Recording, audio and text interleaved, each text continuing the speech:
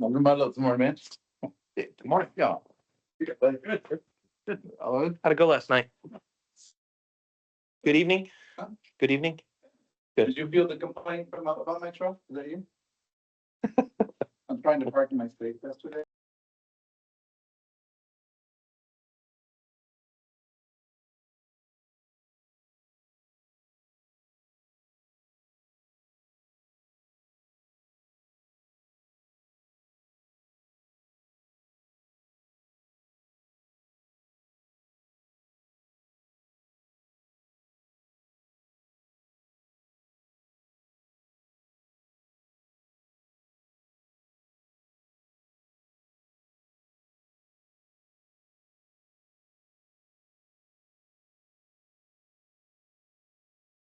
We'll do just a minute, guys.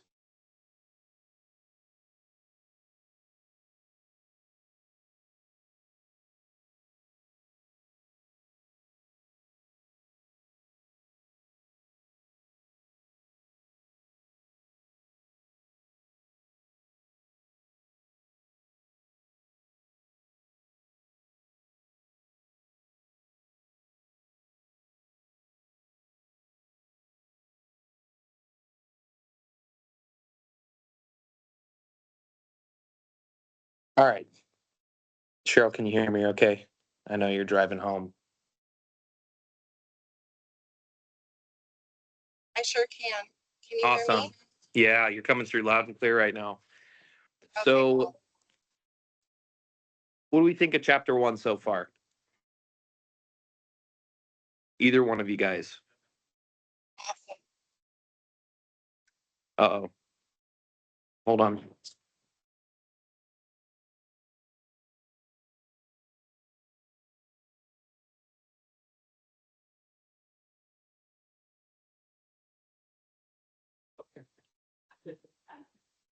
All right, sorry about that.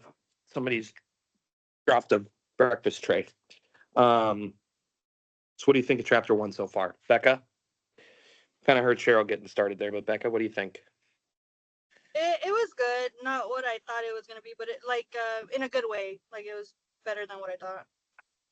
So this is kind of the style that this book is going to have, the way that they're writing this. So as you guys probably noticed, chapter 1 opens up, very quickly get into a story where he's trying to tie real experiences that he had in a leadership position.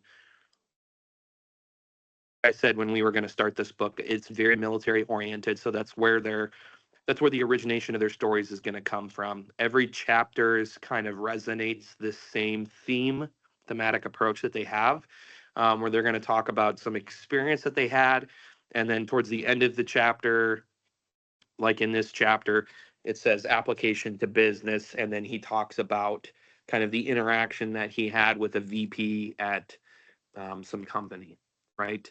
So the kind of the goal here is, they're going to try and find an experience that they had that resonates with the business world, right? In order to try and link up those stories and draw that connection between how implementing these skills that they learned from being Navy SEALs and being in Iraq and fighting in a war and leading troops and all of these things, right? And overlay that with the business world. So, this chapter, he basically opens up and talks about a really bad thing that happens, right? I mean, it's catastrophic. There's loss of life for somebody that's on his team, right? That's the worst possible thing that can happen. One of his guys, so the term that was used is fragged.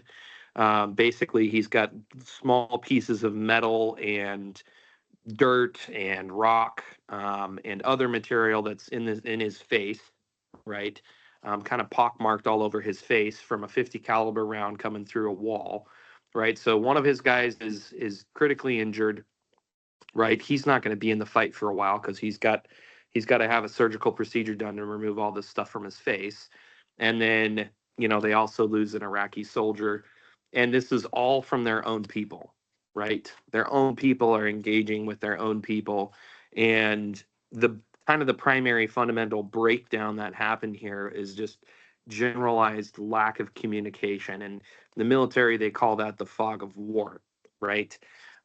We experience different types of fog of war in nursing when we encounter critical scenarios, such as a rapid response or a code or a trauma coming into the emergency department, right?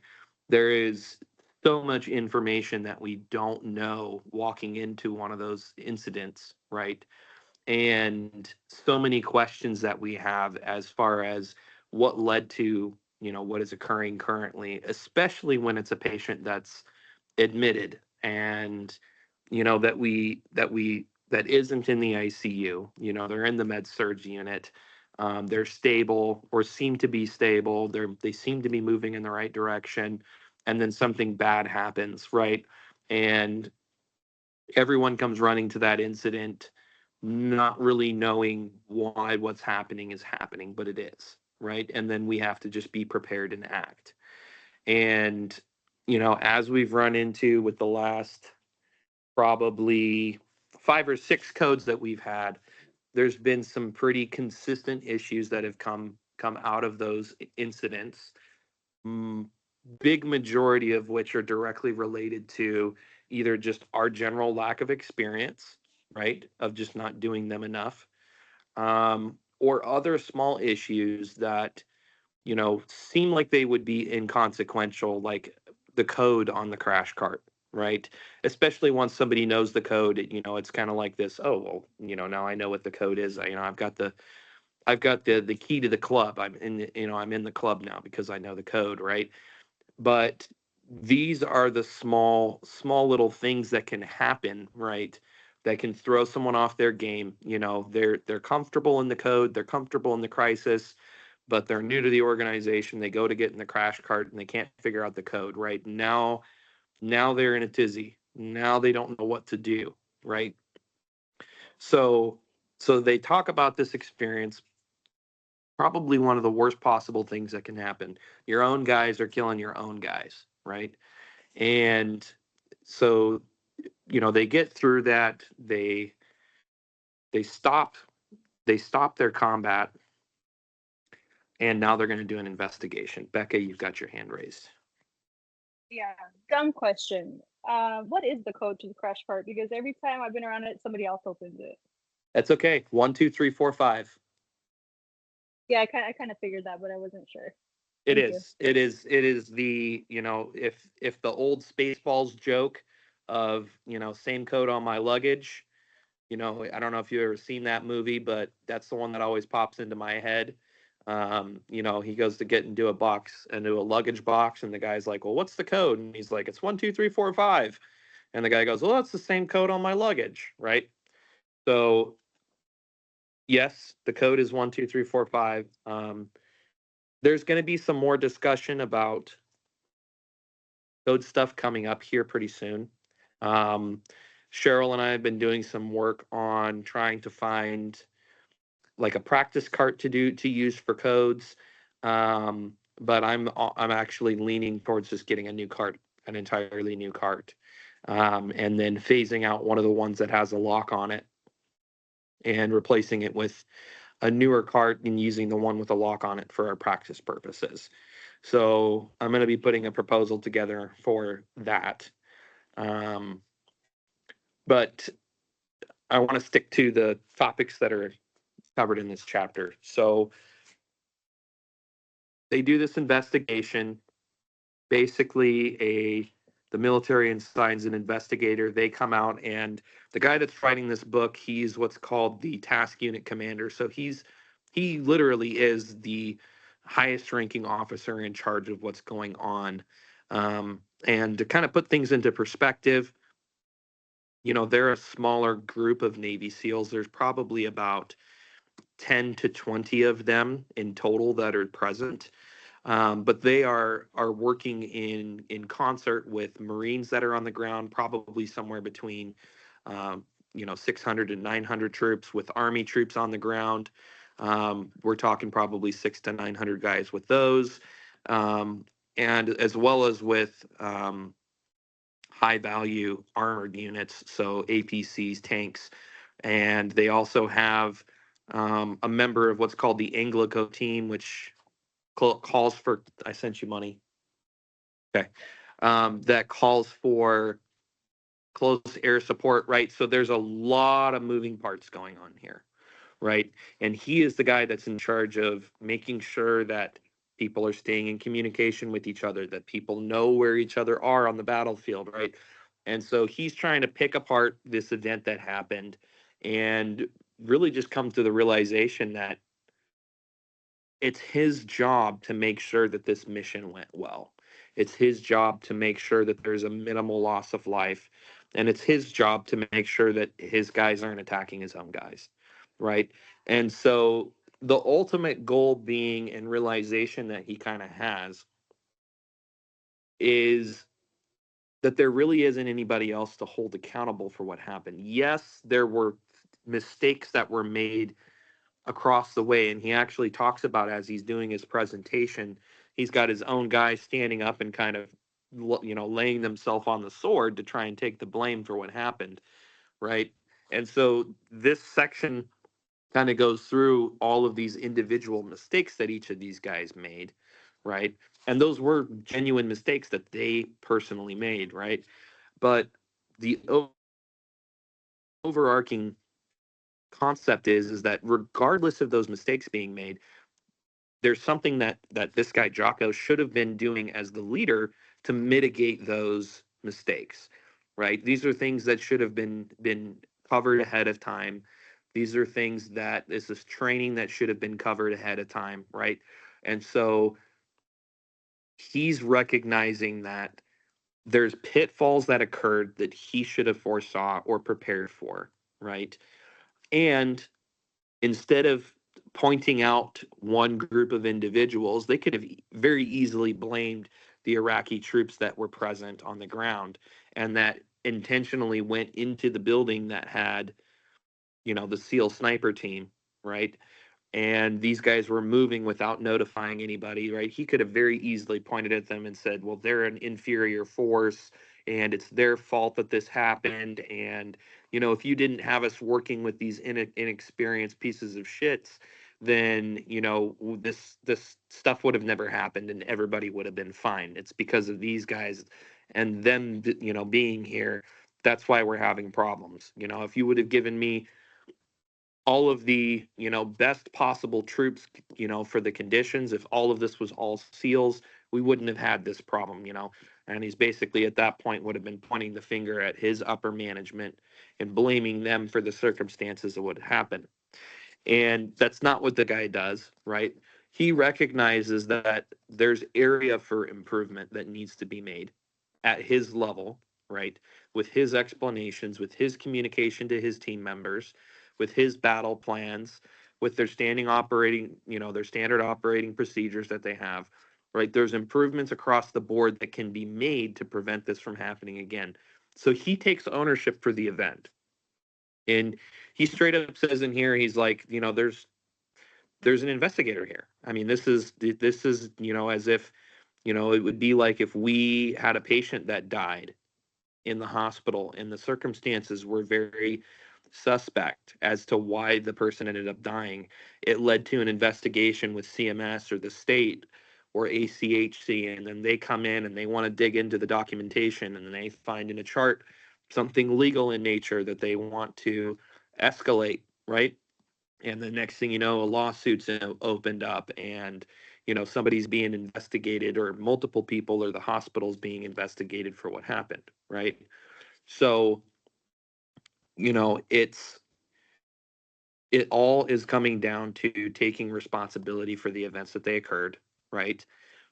Making sure that, okay, yes, I'm taking ownership, right? I'm taking ownership of what happened, okay? But he also is going to end up taking ownership of the solutions to what happened as well. He doesn't do a very good job necessarily explaining that part of it here in the book, but the guy isn't just walking in the room and then laying on the sword and then going on his merry way such that nothing changes, right? And the circumstances are the same. He does both things. He takes ownership for the events as they occurred, and then also takes ownership for correcting those mistakes. And so he kind of brushes over it, but the remainder of the time that they spend kind of in this debrief, they're basically going through and analyzing each of these mistakes that were made by his troops that he's overseeing. And they talk about strategies to mitigate that stuff. Cheryl and I did a little bit of that this morning. We got into talking about one of the codes that she was just recently in, and we talked about some of the pitfalls that were encountered. I did the same thing with Tammy yesterday. We're trying to analyze what are and that's just a simple comparison. We're trying to analyze what were the things that went wrong so that we don't make the same mistakes again in the next time, so that we're better the next time that we do this, so that we're more prepared the next time that we do this, whether that comes in the form of education or training or you know more ACLS training or more drills with the code carts or doing drills with Dr. Lee or what have you, right? So it's understanding that the individual, so the team is more important than the individual, and the mission is more important than the team ultimately, right? And that is the hierarchy. The mission comes first. What we're trying to do on a daily basis, which is take good quality care of our patients, should always be top priority, right? That's championed and talked about in hospitals all across the nation, but it's not just a concept. It's not just an idea. It's truly should be something that we feel that resonates inside of us, that the ultimate mission at all times is to provide the best care for the patient possible, right? That is the true mission, right? And by understanding that that is our purpose in this hospital, then we can better understand how, as leaders in the organization, we can use our leadership to push the team to accomplish the mission as well, and to push ourselves to accomplish the mission as well, right? Now, he takes these examples that he's discussing and he rolls it into a discussion about a VP at an organization that's having some very similar issues. He's trying to come in and streamline manufacturing processes, increase productivity of the staff, change out some of the way that the people are being paid. He's not able to get anybody on board with his ideas. He's not able to convince anyone to move in his direction. And now, he's 2 weeks out from a board meeting where basically they're going to be figuring out if they're going to fire him, right?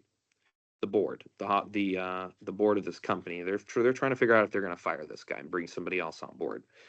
And instead of just outright firing this guy, they actually bring Jocko Willink in. So he has a company called Echelon Front with Leaf Babin, and as well as some other folks that he's worked with over the years.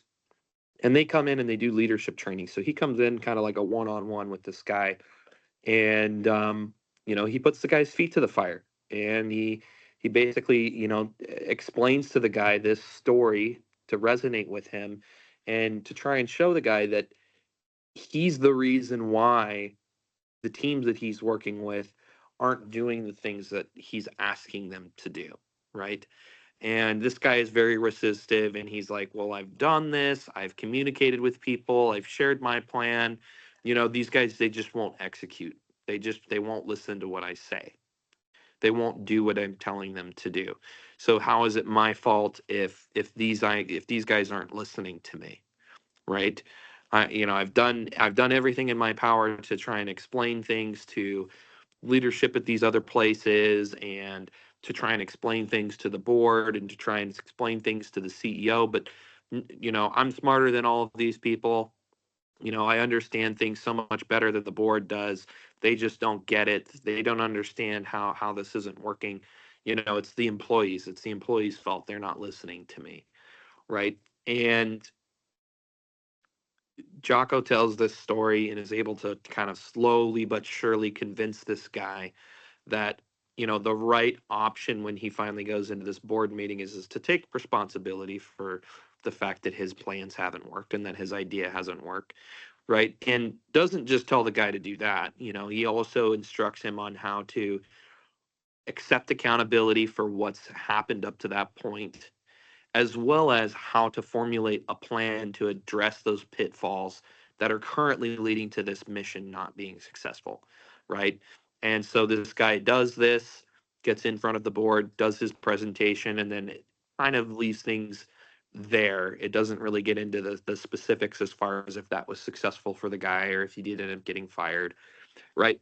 But the point of the matter is that he's getting this VP of marketing and manufacturing at this organization to understand that, you know, it really is his fault for not being able to relay this message in a way that people want to get behind it, right?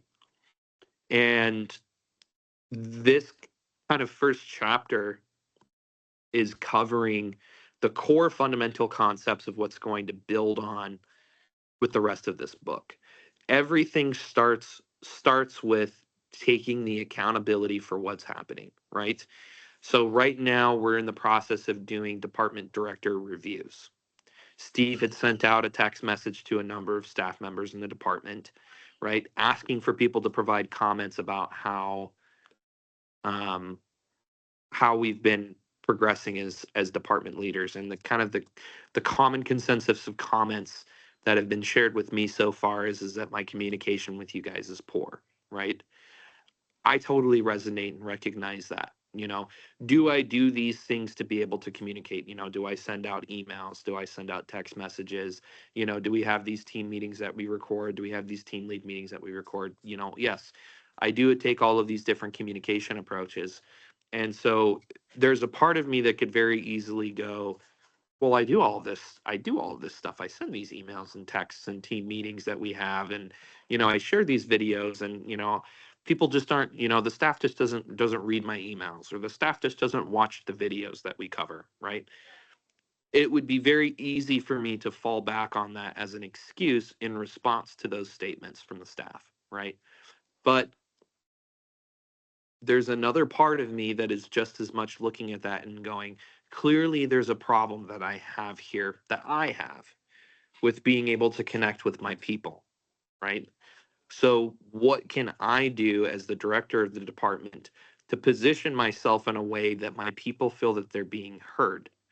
How do I position myself in a way that my people are feeling like they have a connection with me and that our communication isn't a problem, right? And so I could let my ego get in my way and make up these excuses and, basically shift all of the blame to you guys and the rest of the team, you know.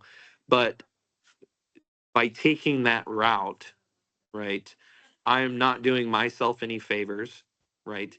If you guys were to hear that that was my approach, that I just blamed you guys for not being good communicators, right?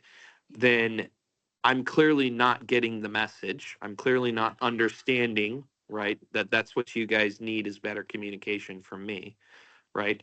It's going to make me look arrogant, right? And I'm going to lose respect with people from you guys to me if I took that approach. And so in this situation, I'm having to do an analysis of the approach that I'm utilizing to connect with the team and go, okay, what areas can I change things to improve this? What can I do better as a department manager to make a better connection with you guys? And the goal ultimately being that we all want the same thing. We want to be able to provide better care for our patients. We want to be better at codes. We want to be better at taking care of sick patients. We want to feel more comfortable in our jobs, right? These are all things that we all want. These are all things that we all want. These are all things that we want to have happen. So the responsibility is on me to figure out how to fix that communication problem, not you guys. That's on me to figure out the solution for. So what do you guys take from what you read?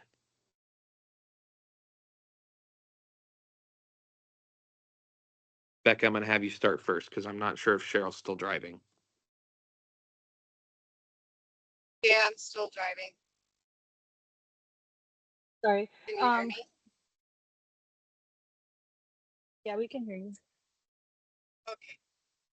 No, I take away like what you just said basically, because I know when I read it and when you said it, it kind of reminded me of when we had our conversation um the other day. It's like, yeah, I can say, oh, I have a bunch of new grads or all these things, but at the end of the day, it is me, you know.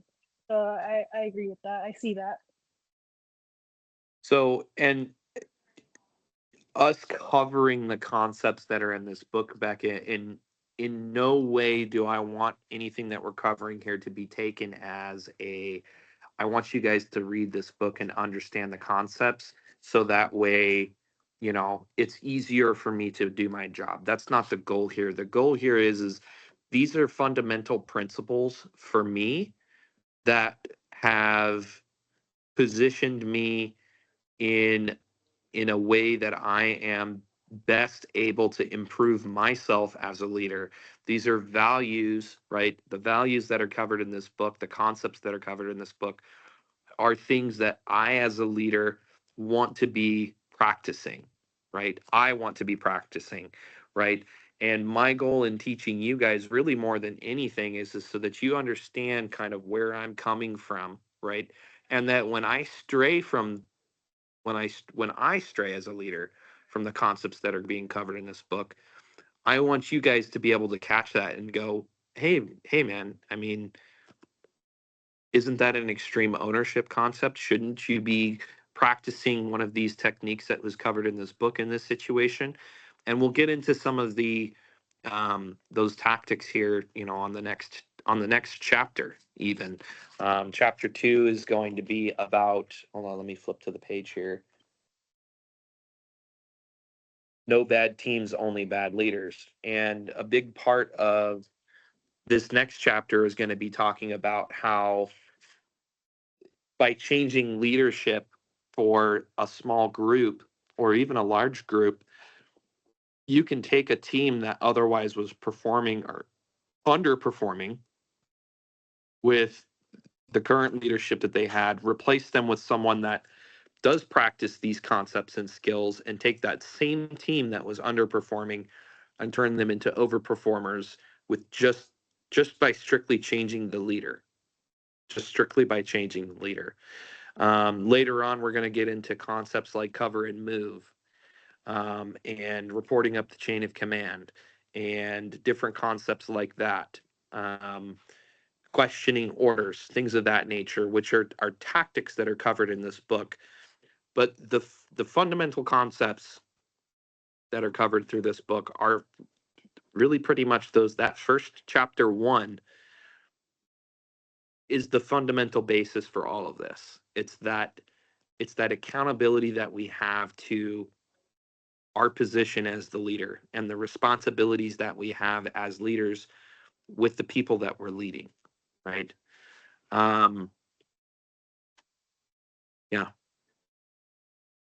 So, Cheryl, if you are able to share some things. Yeah, okay, so I was reviewing my notes that I wrote to you last week because I thought you guys were going to discuss it last week. Um,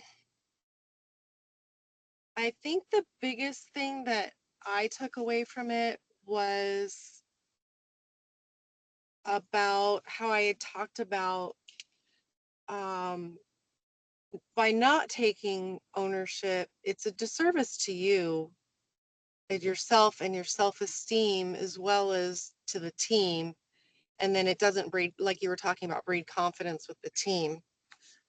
Um, but if you're constantly, you know, kind of ignoring things and not taking responsibility, in your gut you're not doing it, and it makes you feel bluntly crappy about yourself.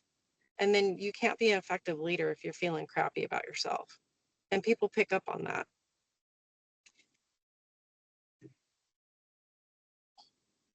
So,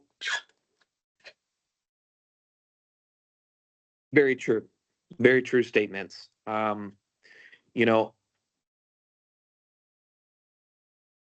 owning your mistakes when you make them, whether it's a mistake at work, or a mistake with a significant other, or a mistake with another professional at work, right? And being able to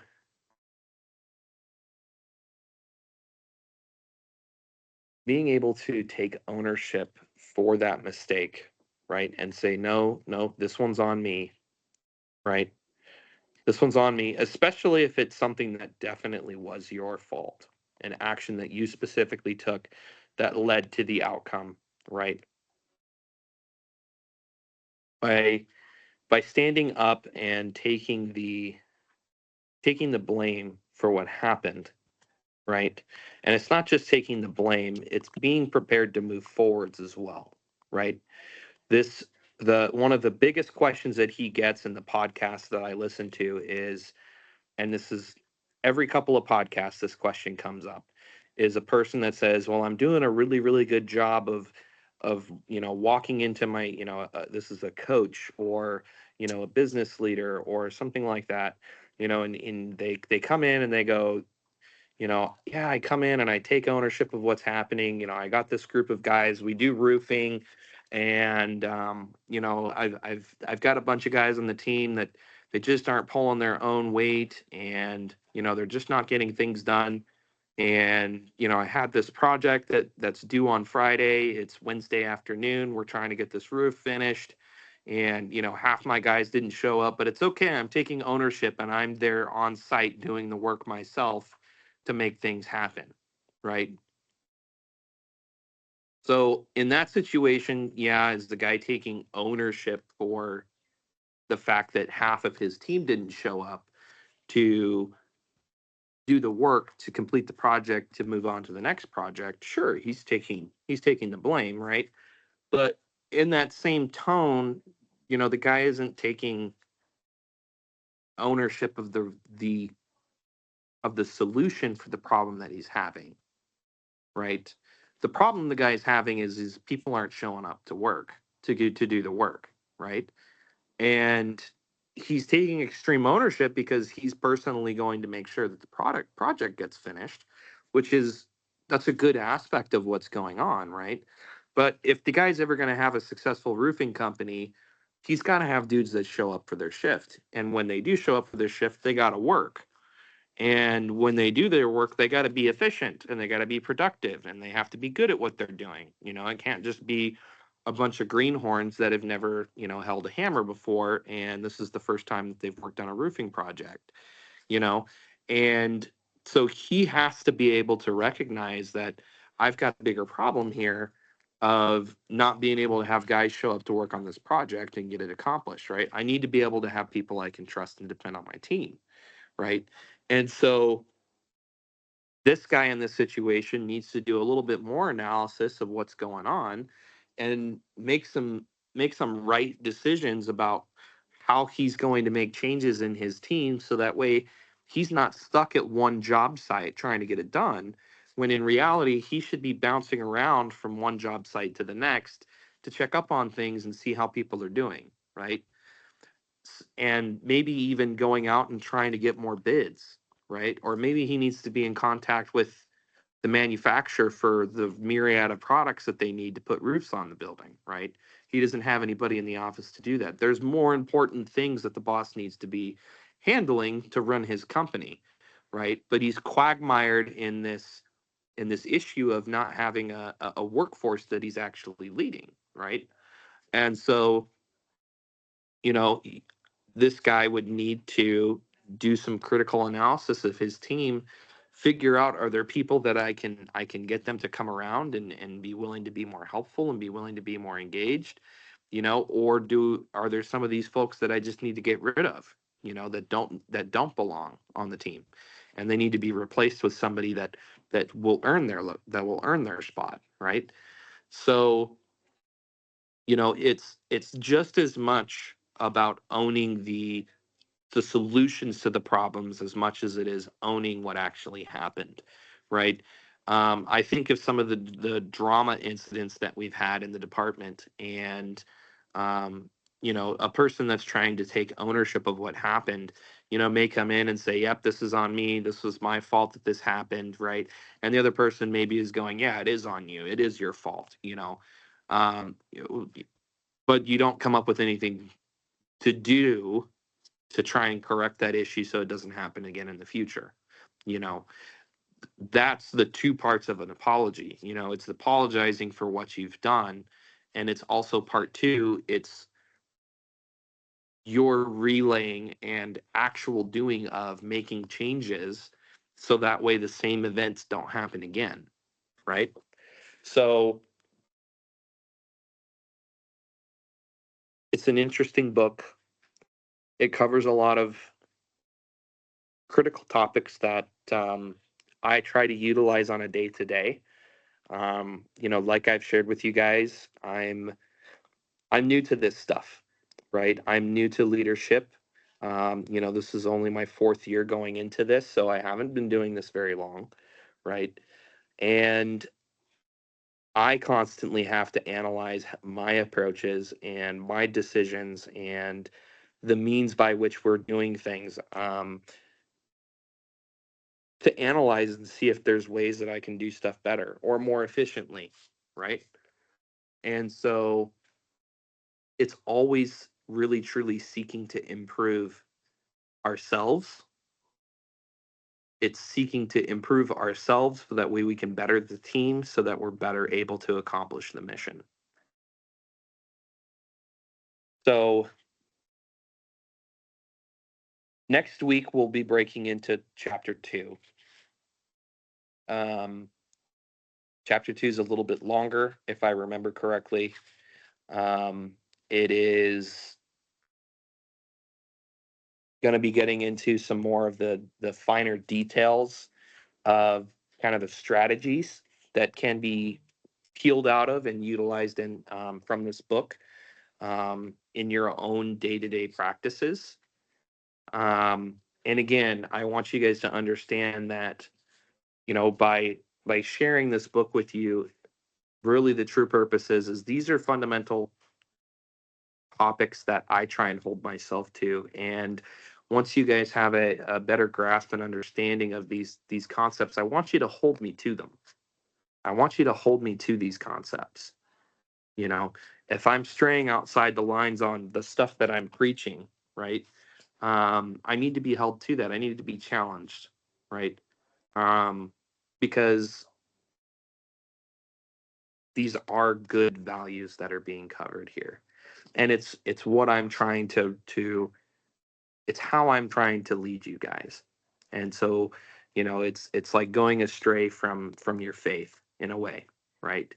You know, sometimes we have to have reminders as to why we believe in what we believe in, you know, and those things are going to come from other people, right? Anything else that you guys want to discuss or cover as it relates to chapter 1 of this book?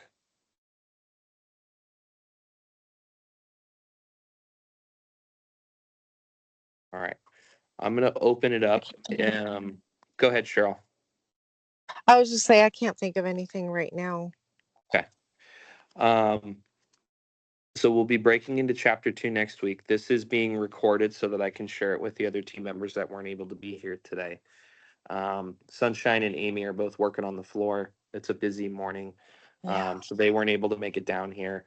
And then Rob's out sick right now. And I think Shelby's got some kind of plans today or something like that.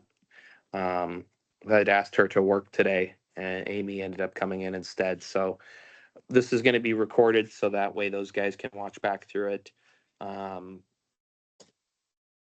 Thank you for starting this book with me. Again, I'll apologize. It is very military heavily influenced. You know, if that's not typically your style of book that you like to read or content that you like to read about, I apologize. You know, but it is a different way of looking at things. It is a different way of looking at things. So I'll open up. I'll share a little bit. Cheryl and I talked this morning. I talked with Amy yesterday.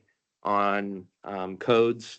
Some things I'm going to be following up with the pharmacy today. We're going to be taking a look if we can, one, get the key fixed, the key in the lock fixed for the lock box that's in the fridge in the ICU. I'm also going to see about just removing the narcotic medications from the RSI boxes. So that way, if it's possible, we can put them in the refrigerator, not locked up at all, just the boxes themselves. And then in addition, I'm going to be getting with them to ask about pre-packing at least one pre-pack. So like, let's say you needed to make a fentanyl drip for a patient. I believe there is 1,000 micrograms of fentanyl that ends up being placed in, and I can't recall if it's a 250 or a 500 bag in order to make a fentanyl drip for a patient.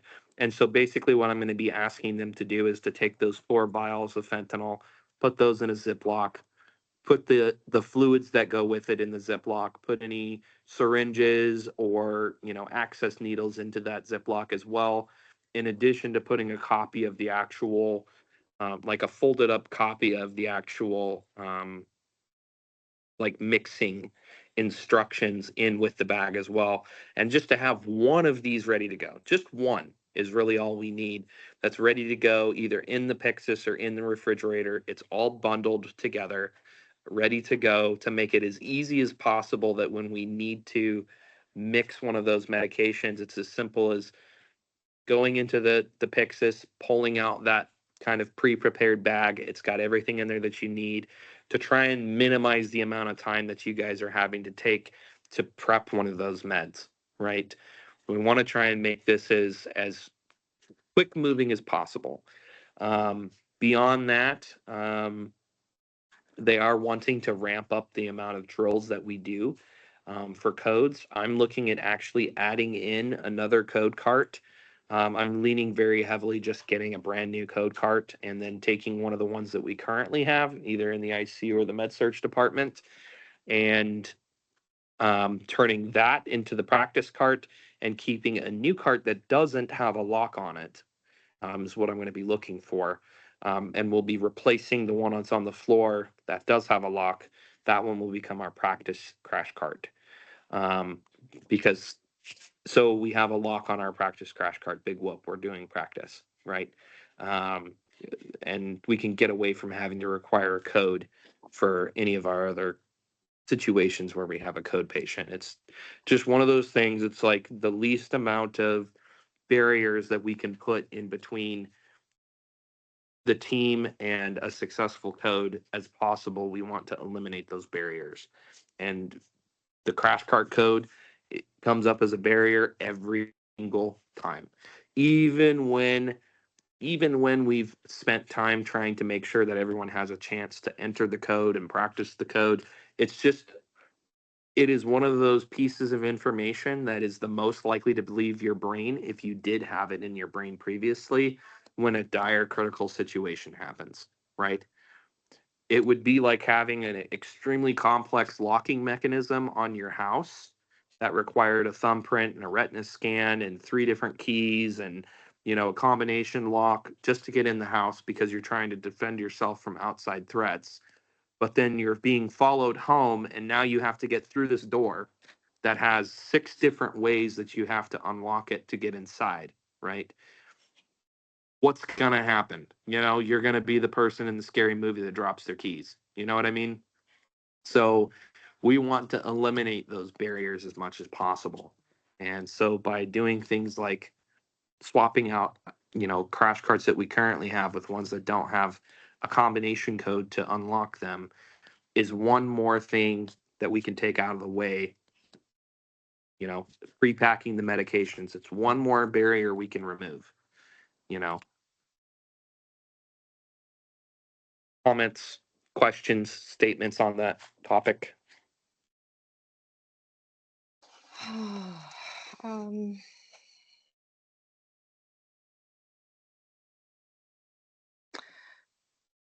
no, I can't think of anything right now.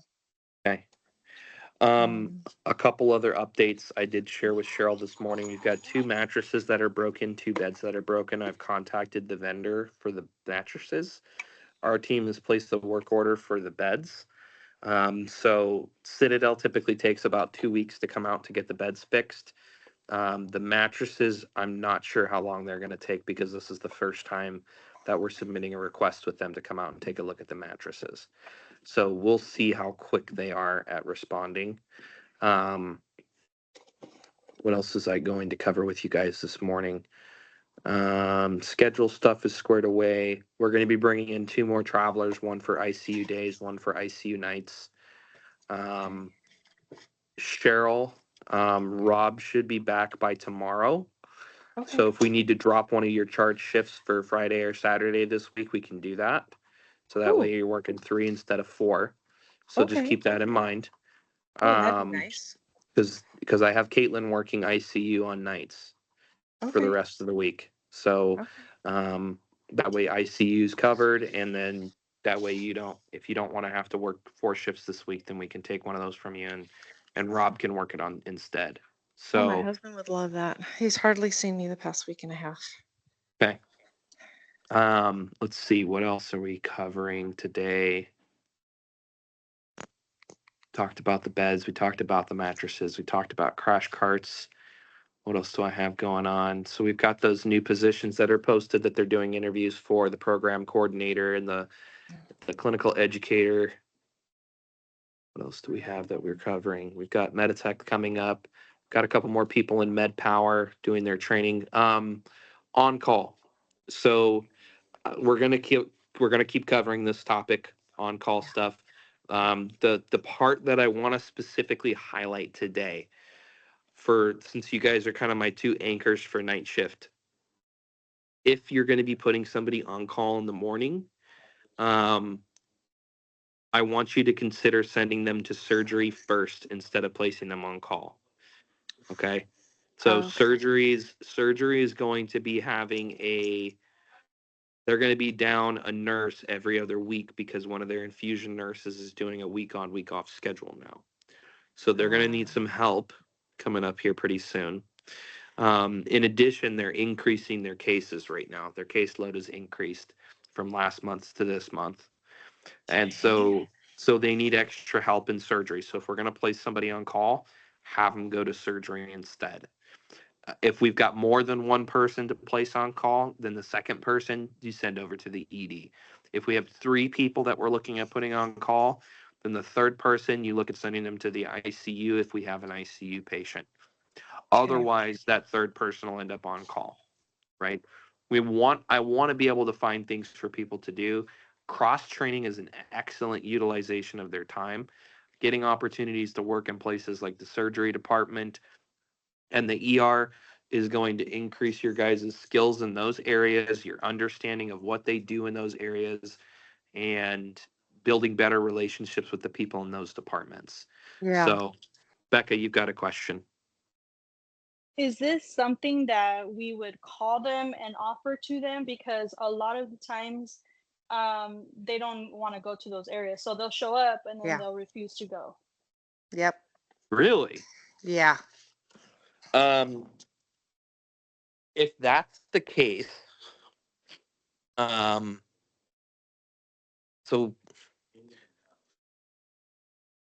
I know at night we have a problem. A lot of people do not want to go to the ER. so let me formulate a response. I need to think about this Mm-hmm. for part of the day today. And then what I'll do is I will shoot a text back to you guys Okay. because I'm going to think about this a little bit how I want to address that. Mm-hmm. I'm waffling between saying, yeah, you don't have a choice. You are on the schedule. You are needed, but in a different department. So that's where you're going to go, right?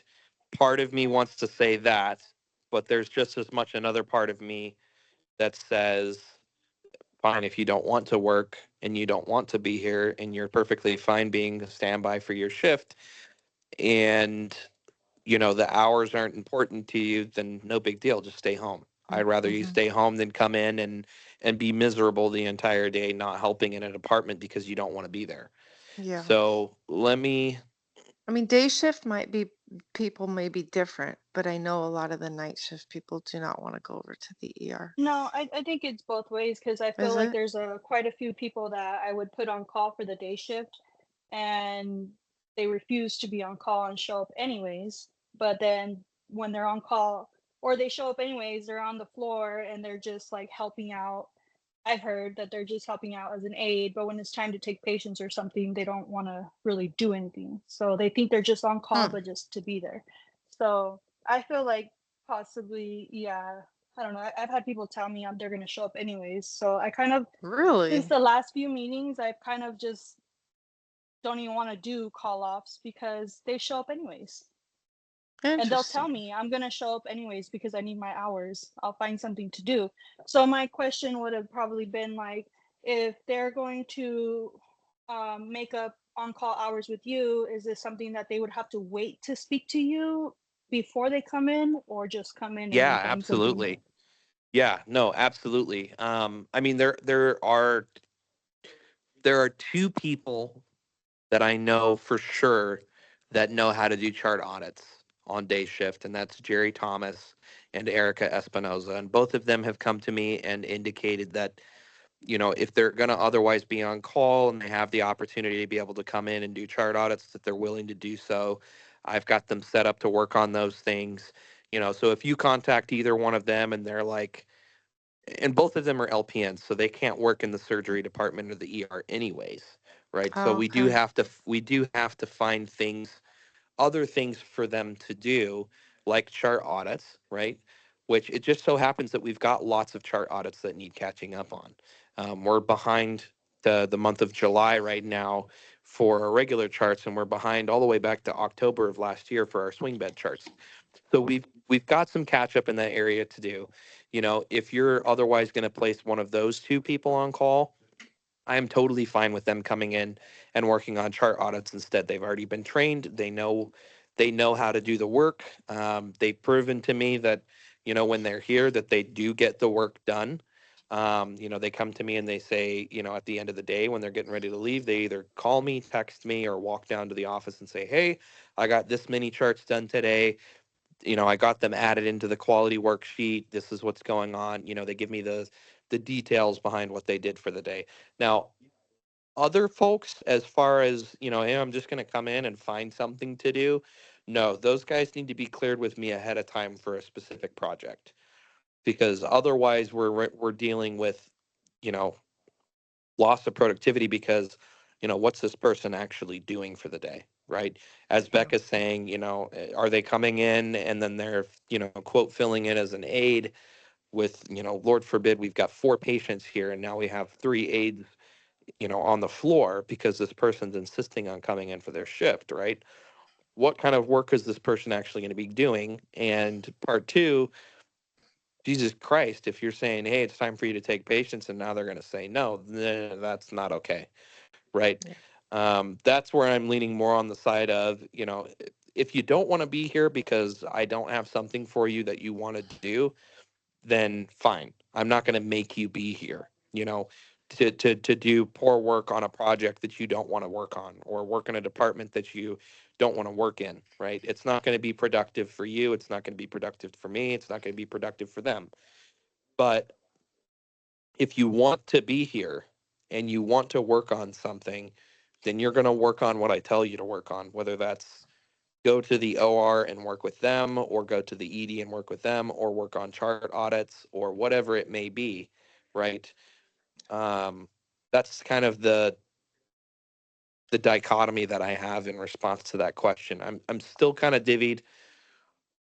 Let me have some discussion with some folks today, and then I'll get back to you guys and let you know kind of where I rest on that. But that's where my thoughts are in my head. Does that seem reasonable, Yeah, absolutely. Becca? Did we lose her? Sorry, no, yeah, no, that Oh. sounds good. Does that seem reasonable? Yes. Okay. Yeah, I just think so. I would like to know because I would like to know if it's something that I'm gonna call somebody at 4 in the morning and tell them, hey, do you want to come in? If you come in, this is where we're gonna send you or not, because I wouldn't want to be called and then be like, oh, I don't even want to go there. Like I'd rather just be on call, you know? True. Yeah. You don't want to roll all the way into the building to find out that, hey, I'm going to the emergency department, and then you're like, well, shit, if I knew I was going to be doing that, I would have said, hey, just leave me on call instead. Right. Right. Right. So, yeah, I definitely totally okay when you call people, 4 or 5 o'clock in the morning to say, hey, you're going to be on call, or hey, you have an option to be on call or go work in surgery today or go work in ED today or go work on chart audits, you know. Um, that's Let me talk about it more. Let me talk about it some today, and then I'll get back to you guys with an answer. But your train of thought is on point, Becca. Yeah. Be- Being able to relay to the person what they're going to be doing when they come in is important. And I will come back to you guys with a decision on, if if I'm willing to give a choice for the person to take on call versus come in and work somewhere that they don't want to work or do something they don't want to do. So let me do some critical thinking on this today, and then I'll get back to you guys with an answer. Okay. At night, sometimes what I've been doing too, like if I feel like I've got too much staff, I've kind of been waiting for the ER to kind of clear out, and usually they clear out and kind of things settle down around midnight, and then I send people home. Okay. That's totally doable. That's totally reasonable Okay. approach. Um, that being said, if you have people on the team that are wanting to do chart audits, Mm-hmm. um, that is something that I can teach them. So, Okay. if they would prefer to stay here for the rest of their shift and work on a project like that, Mm-hmm. Mm-hmm. I will teach them so that they can, clock out, or they wouldn't clock out, so they can pop back to the ICU or another part of the department where they're not going to be bothering anybody, and where Mm-hmm. they can focus on their work, right? Mm-hmm. And I will want them, if they're working on chart audits, I'll want them to provide me with how many chart audits they were able to complete, right? Okay. Obviously, my expectations for chart audits will be lower for someone that's brand new to doing them and doesn't have a flow down yet. Maybe that person's only able to get 8 to 10 done for a full shift, but as they do them more frequently, I would expect closer to like 15 done in a 12-hour shift, right? um, Mm-hmm. the chart audits can be a little bit difficult to complete because it's a lot of sifting, right? It's a lot of sifting through a chart to find the information that you're looking for, because CPSI is not good at helping with that task. Okay. So, but what I don't want to have happen is somebody says, "Oh yeah, well I'll just do chart audits," and then they go back to the ICU and there's a nurse working back there and they spend the rest of the time just sitting and chatting with somebody, right? Mm-hmm. Yeah. So that's not why we're keeping them here, right? That's not why we're keeping them on the shift. They're staying so that they can help the team, right? Whether that's going through closets and reorganizing things and, you know, doing that, or pulling together a crash cart to do a practice code, or what have you, that Okay. they're doing something productive with their time. Med power training, opening Meditac and messing around in the system so they can get accustomed to it, something productive with their time. And more than Yeah. anything, the big thing with that is you're also, for you guys here at night shift, obviously I'm not here, but you don't want them to be distracting the other team members from their work as well. Right. So ideally this person would be sitting in the corner by the Pyxis, or they would be sitting all the way down in the ICU working on one of those computers, Okay. away from everybody else. Right. Right. Okay. So, all right, Okay. guys, All right. I'm going to wrap it up. Okay. And if you have more questions about, what was either covered in the book, stuff that we talked about today, stuff that we didn't talk about today and we should have talked about, shoot me a text, shoot me an email. I will get back to you. We did fix some of those problems that you had brought up in your last email, Cheryl. Alexis McKinley's initials should be corrected now. Okay. Is one of the big items that I know we've been talking about for the last 2 weeks. Finally got it fixed. So that's Okay. been corrected. One thing with And, her, she's not able to verify orders or put in orders either. If we can get Right. that fixed. Really?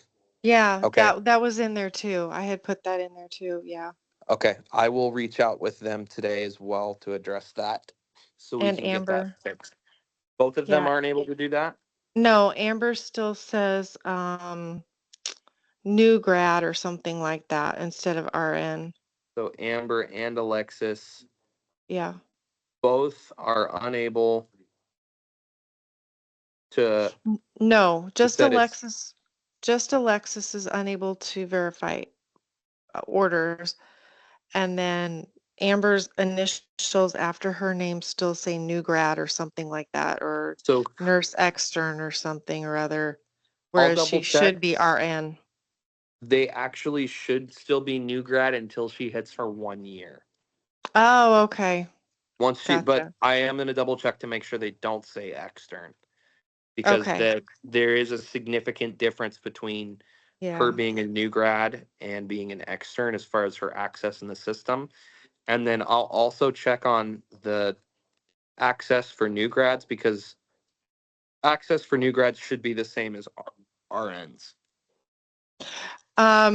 She's able to access everything. So Amber is. okay, so for Yeah. Alexis, she wasn't able to verify orders, and she also wasn't able to add orders. No, I don't Yes, know she about can't that. place orders and verify them. Okay, Oh, she can't okay. place or verify. I just knew about the Okay. verify. All right, Okay. I Well, will she get told that me she fixed couldn't today. place them, so yeah. Okay. Okay, thank you. I'll get All that right. fixed today. All right, guys. Okay, cool. Have a good All right. weekend. Okay, thanks. You too. Take care. All right. Cheryl, I'll Thank be in you. touch We as will. far as what day to remove for you, okay? Oh, okay. That sounds great. All Thanks right, so take care. much. Appreciate it. Yeah. Okay.